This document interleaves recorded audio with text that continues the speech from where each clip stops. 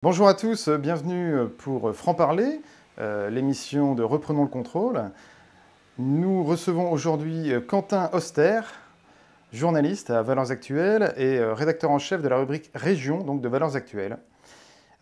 Également auteur d'un livre sur David Lisnard, le maire LR de Cannes et président de l'Association des maires de France. David Lisnard, le réveil de la droite, qui est paru, je crois, en 2023. Et nous vous invitons ici, et nous vous remercions d'être venus, parce que vous avez publié il y a 15 jours, le 1er octobre, un article assez retentissant qui nous a paru en tout cas très digne d'intérêt, et qui s'intitule, alors le titre est assez long, mais grosso modo, «L'État français peut-il s'effondrer ?», qui vous a valu notamment une bonne publicité de la part de Cyril Hanouna sur son émission de radio à Europe 1. Donc d'abord, avez-vous des choses à ajouter sur vous? On ne vous connaît pas beaucoup, vous êtes un jeune journaliste prometteur, dynamique. Avez-vous des choses à ajouter pour vous présenter un peu Non, plus à notre comme je public? suis jeune, j'ai pas un énorme CV à dérouler, donc je suis journaliste à Valeurs Actuelles depuis 3 ou 4 ans. J'ai auparavant fait une école de journalisme, j'ai travaillé dans la PQR, j'ai participé au lancement de plusieurs petits médias, dont un média national, et je suis plutôt spécialisé dans le journalisme politique et d'investigation. D'accord. Alors tiens, puisqu'on parle de ça, qu'est-ce qui fait qu'aujourd'hui un jeune donc, de votre âge, à 26 ans, et donc né aux alentours des années 2000, donc, s'intéresse au journalisme? Pourquoi avoir choisi le journalisme? Parce qu'il peut paraître un peu suranné, un peu daté à l'époque d'Internet, des Instagrammeurs, etc. On peut se dire finalement pourquoi. Avec en plus la dimension très, pas polémique, mais très contestée du journalisme, qui n'est plus une figure tutélaire telle qu'elle l'a été jadis. Disons que c'est pas une vocation chez moi, j'ai jamais rêvé, comme beaucoup d'autres de mes camarades en école de journalisme, devenir journaliste. J'en ai côtoyé plein dans l'école qui voulaient être les futurs Hugo Clément, Martin Veil, Élise Lucet, ce genre de figures qu'ils voyaient à la télé, mais ça m'a jamais vraiment motivé. Moi, ce qui m'intéressait, c'était d'écrire surtout, et d'écrire sur l'actualité politique en particulier. Je m'intéresse aussi à la géopolitique, à toutes sortes de sujets. J'ai fait un peu d'histoire à l'université, ça m'a pas vraiment plu, et puis après, un peu par accident, je me suis mis à écrire pour la Dépêche du Midi à Agen, là où j'ai grandi. Et puis je me suis réorienté vers une école de journalisme, et puis de fil en aiguille, voilà, j'ai eu des expériences dans différents journaux, à droite à gauche, et puis j'ai continué comme ça, et puis ça me plaît parce que j'écris sur ce qui m'intéresse quoi, dans la vie de tous les jours, et ça me permet d'extérioriser peut-être quelque chose. D'accord. Et vos parents vous ont mis le vivent bien que vous soyez journaliste? C'est Ah ça? oui, je pense. Non, parce que je viens pas d'un milieu particulièrement aisé ou favorisé, les CSP+, quoi. Je suis d'un milieu plutôt modeste, populaire, donc je suis le premier dans ma famille à avoir eu le bac, côté paternel surtout. Et donc, non, je pense qu'ils le vivent plutôt même comme une fierté, même si pour beaucoup de gens, et je peux le comprendre, et moi le premier, le journaliste, c'est pas. Enfin, moi, je suis un journaliste qui n'aime pas tellement les journalistes, quoi.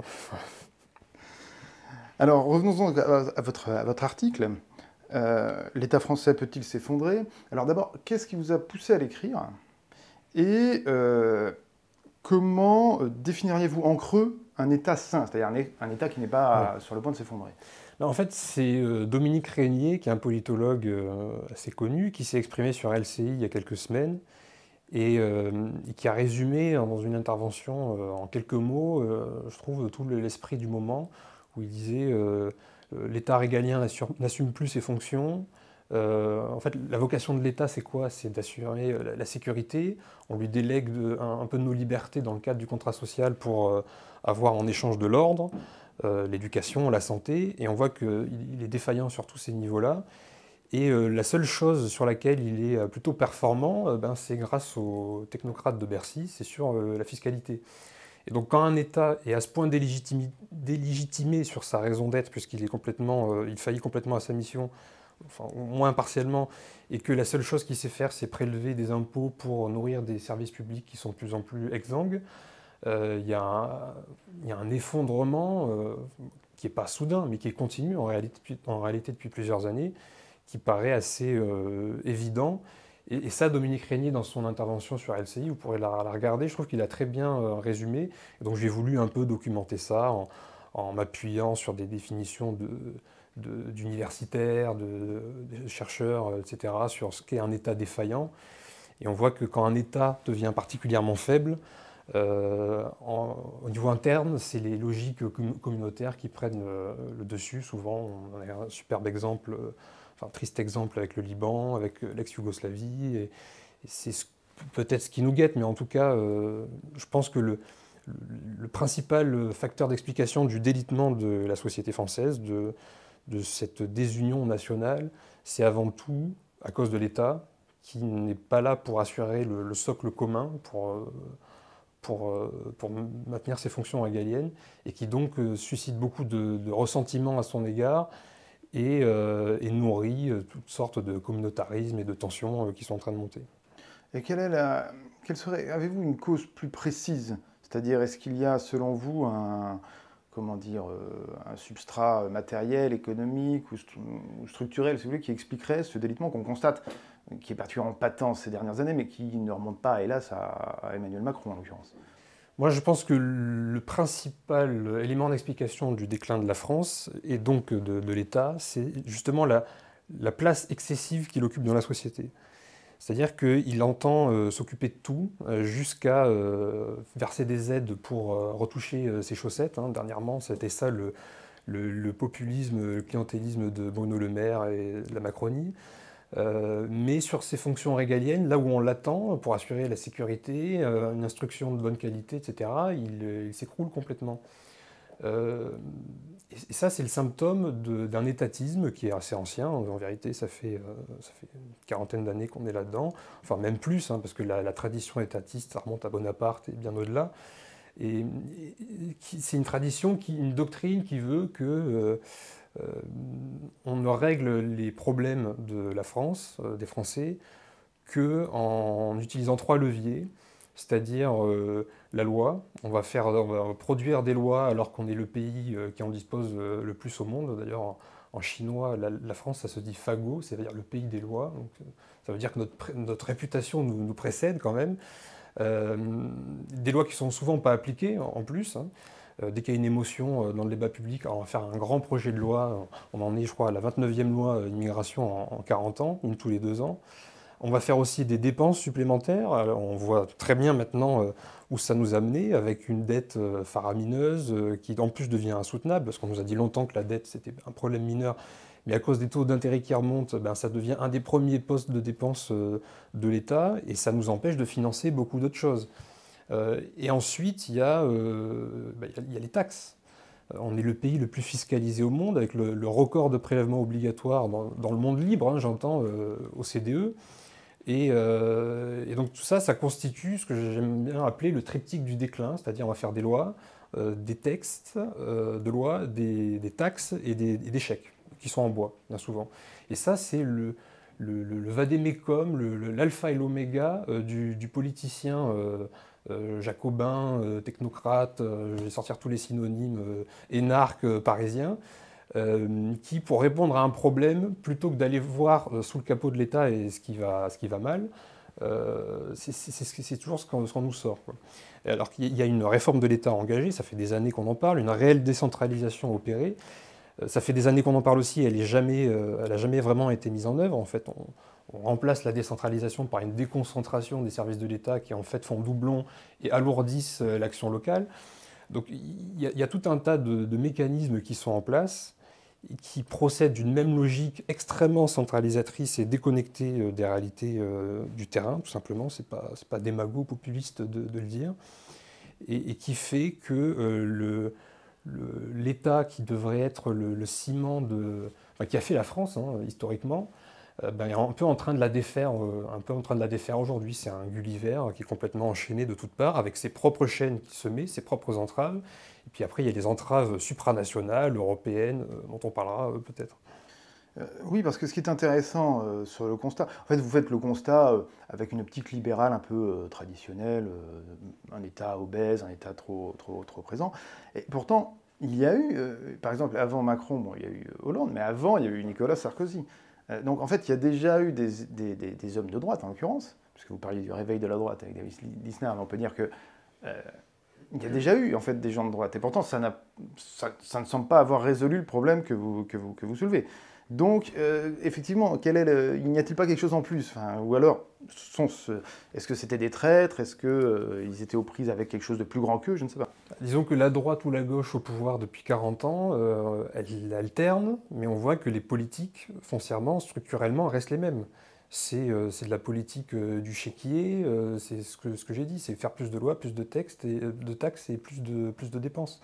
Donc, et même s'ils prétendent s'opposer sur tous les sujets aujourd'hui, d'où la partition actuelle, du RN jusqu'à LFI, vous les entendez tous à peu près dire la même chose. Enfin, je sais que ça peut paraître contre-intuitif, mais je pense qu'ils sont tous faits de la même matrice idéologique, intellectuelle, qui est de on va tout régler par l'État et par plus d'État. Alors qu'on voit que quand on est comme les élus locaux le disent depuis des années, ou comme les gens qui vivent sur le terrain, les chefs d'entreprise qui subissent justement cette tutelle excessive le disent, on voit que c'est justement c'est contre-intuitif, mais c'est l'excès d'État qui nuit à l'efficacité de l'État. Si l'État était plus resserré sur ses missions premières, il serait plus efficace et on n'aurait pas... En fait, c'est un peu comme remettre de l'essence dans le réservoir d'une voiture qui avance plus ou alors dont on a perdu les commandes.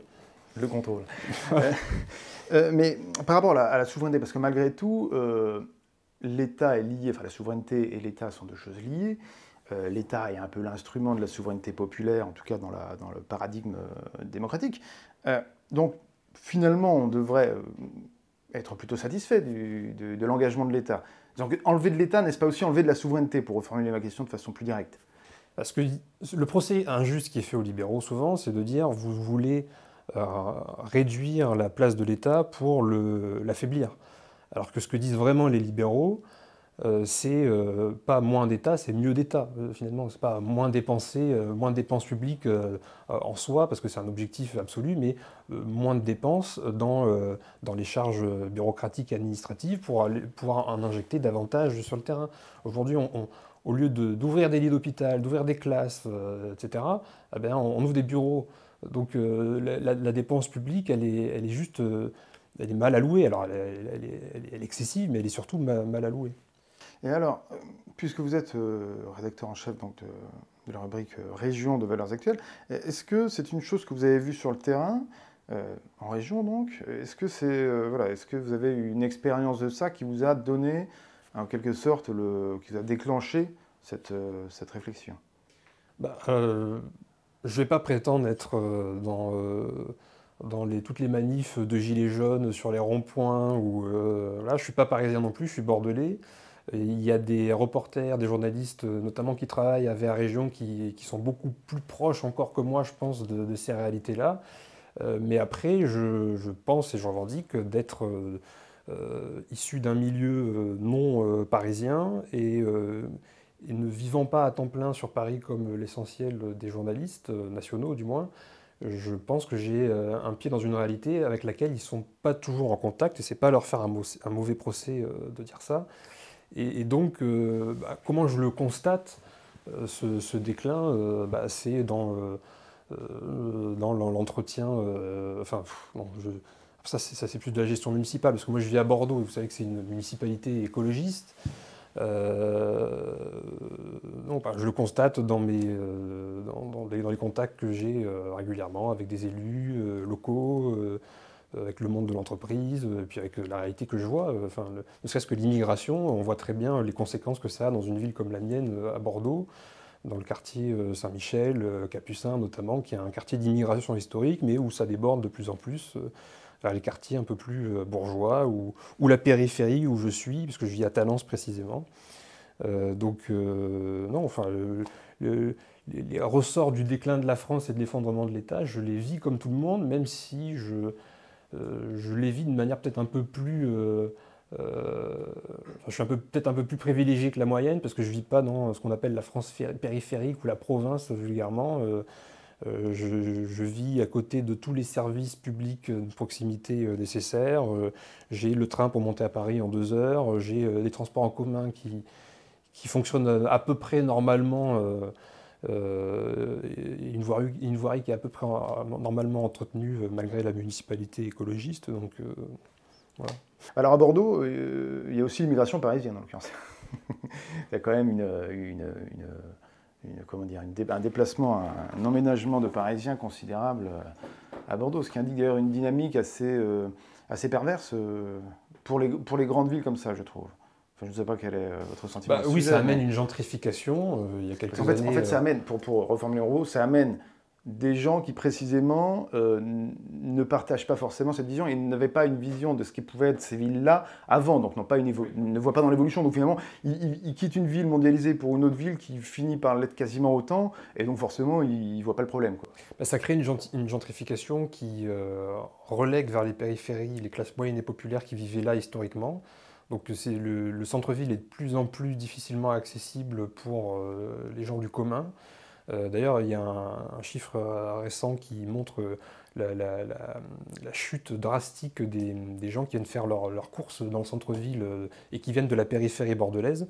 Donc ça veut dire que ça est en train d'être un bastion, un bunker de bobos bordelais qui sont en partie nourris par, comme vous dites, l'exode parisienne, et qui crée un effet d'aubaine aussi sur la délinquance, puisque à partir du moment où la LGV a raccordé Bordeaux à Paris en 2 heures, il y a 3 ou 4 ans maintenant, on a vu la courbe de l'insécurité augmenter. Et avec les mineurs isolés, donc il y a un phénomène qu'on en connaît bien maintenant et qui a commencé à émerger à Bordeaux à cette époque-là, où avant ils transitaient par Bordeaux en provenance du Maghreb, puis de l'Espagne pour remonter vers Paris et puis les capitales scandinaves. Et maintenant ici, ils ne transitent plus seulement, ils s'y arrêtent puisque il y a des proies partout. Quand vous allez sur le miroir d'eau, sur les quais, il y a des riches touristes, il y a des bobos. Et donc c'est un peu le revers de la médaille de l'attractivité de la ville. À ce sujet-là, d'ailleurs, j'avais remarqué, parce que je connais bien aussi ce coin-là, l'Ouest, que dans des villes de Grand Ouest, donc depuis Bordeaux jusqu'à Angers, quoi, grosso modo, il y avait également un effet inverse, c'est-à-dire que la délinquance parisienne avait ses arrière-places, en quelque sorte dans les villes de province, justement desservies par le TGV. Ouais, donc on avait des liens directs de délinquance entre des villes comme, je vous dis, La Rochelle, Niort, Bordeaux, etc. et Poitiers. Oui, c'est ça, un peu de base arrière à la criminalité, la délinquance qui est organisée dans des échelons supérieurs, et puis après ça ruisselle là aussi vers la province. Avant, autrefois, je dirais, la vieille criminalité, c'était Paris et la banlieue élargie qui servaient de base arrière. Maintenant, la base de repli, c'est la banlieue qui s'exporte ou qui a pour base de repli justement tous ces lieux-là très bien desservis, en l'occurrence par le TGV. Est-ce que vous connaissez cet auteur musulman qui s'appelle Ibn Khaldoun? Oui. Vous avez peut-être entendu parler. Parce qu'en fait, ça me fait beaucoup penser à ça. L'idée, alors dans Ibn Khaldoun, l'idée c'est qu'il y a un empire et que l'empereur en fait pressure les autochtones, en tout cas en quelque sorte, par les impôts. Et je le résume à très grand trait, c'est une de ces théories, pressure les autochtones par les impôts et laisse les nomades en fait piller tant que ça ne dérange pas trop le commerce, etc. C'est aussi la théorie son nom m'échappe, Gibbons, l'historien qui a parlé de la chute de Rome. Il dit que c'est un peu justement une suradministration, une prépondérance de la place des technocrates en fait dans la société, qui a amené à une mauvaise gestion, et en parallèle avec l'invasion des barbares, qui a concouru, c'est un des nombreux facteurs dans la chute de Rome. Mais après, dans la dynastie des Song en Chine, ça a été un peu le même processus, et là, pour le coup, c'est beaucoup plus documenté. On sait que c'est vraiment ces raisons-là qui ont grandement amené à ce déclin-là. Oui, parce qu'effectivement, ce qui m'avait frappé, moi, particulièrement dans votre article, c'est précisément que les références convoquées sont assez alarmantes, quoi. Quand on parle du Liban ou du Kosovo, alors on est quand même assez loin, mais on se dit, il y a 10 ans, personne n'aurait même fait un tel parallèle. Donc c'est quand même assez préoccupant. Et les gens parce que vous interviewez des gens qui font justement ce parallèle-là, ils sont sérieux là-dedans ou c'est des choses qu'ils font un peu, comment dire, par volonté de provocation? Disons que quand on parle du Liban ou de l'ex-Yougoslavie, c'est un horizon vers lequel on peut arriver. Mais ça ne veut pas dire qu'on va y arriver. Il peut tout à fait y avoir un sursaut entre-temps, une déviation de la trajectoire. Mais après, je constate que les gens qui disaient il y a quelques années, qui étaient assez alarmistes sur le montant de la dette, le fait qu'elle devienne de moins en moins soutenable, ou ne serait-ce que l'immigration, on les traitait de populistes, trop alarmistes, et puis maintenant, la totalité de la classe politique, hormis LFI qui est complètement ailleurs, s'accorde à dire qu'effectivement, il y a un énorme problème, y compris sur l'immigration. Et d'ailleurs, ils sont tous plus ou moins raccords. Et ça rejoint ce que je disais tout à l'heure sur la manière qu'ils ont de répondre aux problèmes. On voit que depuis quelques semaines, avec le mur du budget 2025 qui arrive, tous ces gens-là qui sont censés être opposés s'accordent à dire il faut réduire la place de l'État, il faut baisser les dépenses publiques, et ce sont les premiers à avoir augmenté les impôts, à tracer des lignes rouges dans tous les sens pour dire on n'augmente surtout pas les impôts. Ils s'accordent tous sur la même ordonnance face à ce diagnostic de l'étatisme qui est une ordonnance plutôt libérale. Donc c'est quand même assez incongru, quoi. Donc venons-en au livre que vous avez écrit, donc David Lisnard, Le réveil de la droite. Alors d'abord j'ai plusieurs questions. Pourquoi David Lisnard? Et pourquoi Le réveil de la droite? Elle était donc endormie? David Lisnard serait le prince charmant et la droite serait la belle au bois dormant, c'est ça? La droite n'est pas endormie parce qu'il y a des débats très vifs au sein de la droite qui a plusieurs courants depuis plusieurs années. Et d'ailleurs, la France est majoritairement à droite. Mais le problème, c'est qu'elle est enferrée dans un espèce de conformisme de pensée qui la distingue mal de la gauche. Et c'est le procès qu'on lui fait à juste titre très souvent. Et puis surtout, elle n'était pas, alors jusqu'à dernièrement par un coup de théâtre magistral, elle n'était pas au pouvoir depuis 2012 et le départ de Nicolas Sarkozy de l'Élysée, alors même qu'elle est majoritaire dans le pays, dans l'opinion.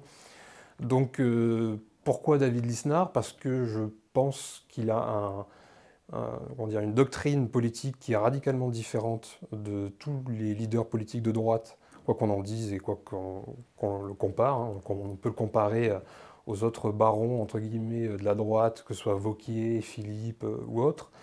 Il a un logiciel très différent, c'est-à-dire que c'est un authentique libéral, un peu à la Madelin.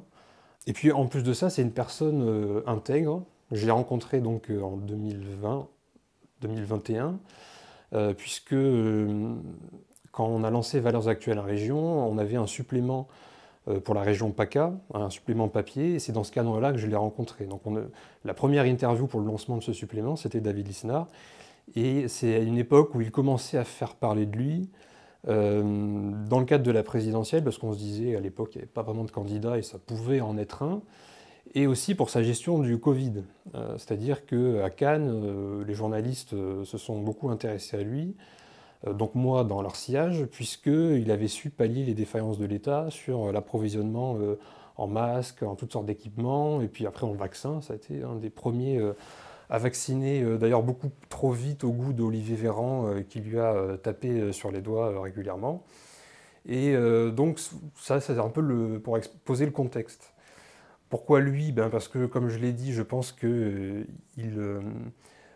non seulement il consolide ou il intellectualise un peu les fondements de la droite tels qu'on les connaît aujourd'hui, c'est-à-dire l'aspect régalien, l'immigration, la justice, la sécurité. Aussi, c'est un des rares, si ce n'est un des seuls à droite, à parler d'intelligence artificielle, de croissance verte, de transhumanisme, de tous ces sujets-là, en ayant un regard critique, hein, bien sûr, là-dessus. Et puis surtout, c'est le seul à parler, au moins depuis François Fillon, de la réforme de l'État, qui est la mère de toutes les réformes, puisque si on ne soulève pas le capot de l'État pour voir comment c'est câblé et comment est-ce qu'on peut arranger ça, on pourra avoir toutes les postures les plus martiales que l'on veut sur l'immigration, sur l'insécurité, sur la justice, l'éducation et autres. On ne pourra rien réformer tant qu'il n'y aura pas des réformes de structure de l'État pour que la dépense publique dont tout le monde parle en ce moment soit plus efficace. Il ne s'agit pas de moins dépenser pour moins dépenser bêtement dans une logique comptable, mais de mieux dépenser pour mieux allouer les moyens. Et l'efficacité de la dépense publique, c'est un des seuls, là aussi, à en parler. Alors ils se sont mis tous à en parler pendant l'actualité à cause du budget, mais en tout cas c'est le premier à en avoir parlé et à être le plus crédible dessus. Je prends un exemple, sur les 2 dernières années, on a injecté 30 milliards de plus dans l'hôpital public, puisque tout le monde sait que l'hôpital est en très mauvaise forme. Et pour autant, cet été, on a vu pour la première fois des services d'urgence fermés avec des patients qui mouraient sur les brancards. Là, à l'heure actuelle, en octobre 2024, et on a 25% des services d'urgence en France qui sont partiellement fermés. Alors qu'on vient d'injecter 30 milliards de plus dans une machine qui tourne à plein régime déjà. Et ça se vérifie partout, dans tous les domaines. Dans l'éducation aussi, c'est un des premiers postes de dépenses de l'État. Et pour autant, on s'est complètement effondré ces dernières années dans tous les classements internationaux, PISA, TIMSS, c'est dramatique. Et donc, David Lisnard, c'est le seul à avoir une focale un peu plus large, c'est-à-dire ne pas dire la droite, la droite, la droite en sautant sur sa chaise comme un cabri, à essayer de densifier un peu ça. Et puis aussi, c'est le seul à bosser, je dis en toute objectivité, hein, puisque je connais bien tous ces gens-là, depuis 2021, à l'époque où il pensait être candidat à la présidentielle déjà de 2022, dans le cadre de son parti, Nouvelle Énergie, puisqu'il y a des groupes de travail avec 70 experts qui travaillent dans des pôles thématiques. Et d'ailleurs, en 2022, il avait déjà publié dans Le Point des extraits de son programme, puisqu'il ne s'agit pas de dire on va être hyper martial, on va exécuter 100% des OQTF ou autres, comme l'a dit Emmanuel Macron. Il faut être crédible sur le comment, et pas seulement sur les postures, parce que tout le monde a des postures à droite, mais il faut être crédible sur comment on traduit ces postures, on les met en œuvre. Mais alors, pourquoi pas, mais David Lisnard reste quand même seulement le maire de Cannes. On ne peut pas vraiment dire qu'il a une envergure énorme au point de vue politique, et il ne paraît pas être forcément très connu en dehors on va dire, du grand public, quoi. C'est-à-dire, je ne suis pas certain que ce soit une figure. Vous avez cité Édouard Philippe, c'est ça, il y a, je pense donc Wauquiez aussi, etc., qui sont, on pourrait penser peut-être à Xavier Bertrand, on pourrait penser à d'autres figures de la droite, même à l'ancienne... Valérie Pécresse. Oui, Valérie Pécresse, mais je pensais plutôt à Rachida Dati. Enfin, voilà, il y a toute une série, a priori. Oui. Parmi si vous demandez aux gens quels sont citez-moi 5-6 ténors de la droite, il y a peu de chances pour qu'ils vous citent Lisnard. Peut-être qu'ils vous citeront même plus Estrosi. Si la qualité d'une personne politique était corrélée à sa notoriété, on serait dans une bien meilleure situation qu'actuellement. Tous les gens que vous citez, ça fait 10, 20, 30 ans qu'ils sont dans le circuit. Ils sont connus de tous parce qu'ils ont été ministres, parce qu'ils ont occupé des hautes fonctions, qu'ils ont eu les projecteurs sur eux braqués en permanence. Et David Lisnard, ça fait 3-4 ans au maximum qu'il est dans le paysage politique national. Ça fait bien plus longtemps qu'il laboure le terrain, entre guillemets, au plan local. Et puis après, auparavant, il a bossé avec des élus locaux aussi, notamment à l'Association des maires de France. Mais donc justement, l'Association des maires de France, ça lui donne une envergure que d'autres n'ont pas, parmi ses prétendants à droite, puisque c'est peut-être discret, et on le voit peut-être pas très bien, mais le travail de président des maires, du moins tel que lui l'incarne, contrairement à François Baroin, qui était dans une logique un peu plus de confort, c'est aller dans les assemblées départementales de maires tous les mois. Et dans chacune de ces assemblées, il y a 200, 300 maires, il y a tous les parlementaires, il y a le préfet, le sous-préfet, les représentants de l'État. Et ça, c'est toute l'année comme ça. Donc il est en train de créer une notoriété locale enracinée qui est, à mon avis, beaucoup plus féconde qu'une notoriété de plateau où, sur une petite phrase ou sur un petit buzz qui est recherché et qui souvent se retourne contre son auteur, permet d'éclater comme ça dans la bulle et puis on est balayé du jour au lendemain. Et je constate que plein de personnalités politiques de droite comme de gauche qui font des plateaux et des matinales tout le temps sont pas pour autant beaucoup plus connus que lui. Bruno Retailleau, par exemple, avant qu'il devienne ministre de l'Intérieur, il était connu de tout le microcosme politico-médiatique parisien, comme l'est d'ailleurs David Lisnard. Mais c'est à partir du moment où il occupe une fonction nationale que forcément tous les projecteurs sont braqués sur lui. Michel Barnier, c'est pareil, il a un des CV les plus longs et brillants de la Ve République, et qu'il connaissait dans le grand public avant qu'il devienne Premier ministre. Donc pour moi, c'est une fausse préoccupation qui se résorbera, si elle doit se résorber, à la faveur de ses actions, puisque son parcours est jalonné, comme je l'ai expliqué avec la crise du Covid, par des choses que lui a mises en œuvre et qui ont attiré les projecteurs sur lui. C'est pas lui qui est allé chercher la lumière. Et puis c'est comme ça qu'il se fera davantage connaître. Mais pour le faire davantage connaître, il faut aussi parler de lui et pas se dire bon, bah, personne ne le connaît, parce que si tout le monde raisonne comme ça, on ne le fera pas davantage connaître. Alors, c'est certain qu'en tout cas, la position comment dire, des présidents de l'Association des maires de France facilite sans doute grandement la récolte des parrainages des signatures pour la candidature à la présidentielle. Ça, c'est une évidence. Mais par exemple, pourquoi pas, puisqu'on reste dans le sud-est, qui est fertile quand même, figure de la droite, pourquoi pas Ciotti? Pourquoi plutôt Ciotti que pour mon livre. Non, mais pour le réveil de la droite, je reste sur la figure. Pourquoi Ciotti, par exemple, puisqu'il a eu quand même un peu l'audace de se rallier, en tout cas de s'acoquiner, diraient certains, avec le Rassemblement national. Il a montré qu'il avait aussi une certaine carrure, quoi. Oui, une certaine audace, c'est certain. Après, la réponse se traduit dans les événements des derniers mois.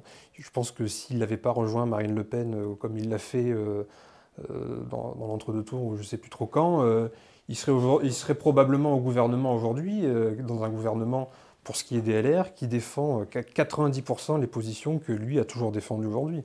Donc il est un peu obligé de mettre en scène son opposition pour justifier a posteriori son revirement.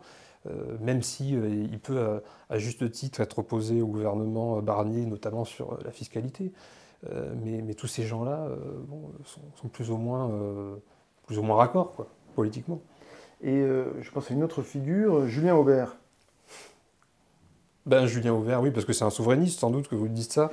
Parce qu'il est aussi, lui, il est du sud-est, je ne sais plus exactement de quel coin il était. Il était député du Vaucluse. C'est ça, il était député du Vaucluse. C'est pour ça que je pense à ça en particulier. Et effectivement, c'est Oser la France, je crois, son mouvement. Et effectivement, il est connu des milieux. Oui, mais tous ces gens-là, même s'ils sont très respectables, très compétents dans leur domaine respectif, ça reste, et c'est vraiment ma clé de lecture principale, ça reste des étatistes. David Lisnard, c'est le seul des libéraux dans ce paysage-là. Et j'estime que le libéralisme, c'est-à-dire une réduction de la place de l'État dans la sphère publique, une réduction des dépenses, une réduction tout court, pour mieux faire respirer la société et l'économie, c'est la seule voie, moi c'est la voie la plus efficace pour renouer avec la prospérité et l'unité nationale. Nous allons aborder quand même le sujet qui nous occupe, nous, à reprendre en contrôle. Donc nous militons pour un référendum sur notre sortie de l'Union européenne. Vous appartenez à une génération qui n'a connu que l'Union européenne, même quasiment que le traité de Lisbonne, peu de choses près, et que l'euro. Et vous n'avez jamais eu l'occasion de participer à un référendum, quel qu'il soit, et notamment sur cette question-là, puisque le dernier remontait donc à 2005. Quel est votre sentiment en fait à ce propos? Est-ce que vous ne voyez pas là un lien évident, à mon sens il l'est, entre le dépérissement non seulement de la France et de son corps social, mais également en fait de ce que vous avez bien mis en exergue tout à l'heure, c'est-à-dire le délitement dépérissement de l'État, et le fait qu'en fait il y a un impensé qui est précisément celui de l'Union européenne, à savoir que nous sommes pris dans une structure qui en fait empêche, je dirais même un libéral comme David Lisnard, empêcherait en fait d'avoir les coulées franches, quelles qu'elles soient. Je pense qu'il n'y a de servitude que volontaire, comme on dit, et que l'Europe, même si elle a beaucoup de défauts, elle a aussi beaucoup d'avantages. Et ce qui est honnête, c'est de mettre les deux en balance pour avoir une vision objective des choses, tout simplement. Et qu'elle a aussi souvent bon dos pour enlumer sur le dos des responsabilités qui nous sont propres. Par exemple, sur la politique migratoire, alors vous allez m'opposer, et à juste titre, la CEDH, Cour européenne des droits de l'homme, qui empêche d'expulser certains étrangers délinquants. J'ai l'exemple d'un Ouzbek en tête, il y a quelques semaines, quelques mois, un islamiste ouzbek radicalisé, prêt à passer à l'action, expulsé par la France dans son pays d'origine, mais rapatrié sur injonction du Conseil d'État pour se mettre en conformité avec la CEDH. au motif que dans son pays d'origine, il aurait subi des traitements inhumains. Bon, la CEDH, c'est pas une fatalité, on peut en sortir. Je ne sais pas si d'autres pays en Europe l'ont fait, mais au moins il y a un bras de fer où il y a une négociation, si ce n'est une sortie complète qui peut s'engager. Et puis, ben voilà, comme quoi les europhobes, comme on les dit, les europhobes tels qu'on les dépeint comme une insulte ne disent pas que des bêtises. Et donc sur la CEDH, oui, donc l'exemple que j'utilisais, il y a l'injonction du Conseil d'État.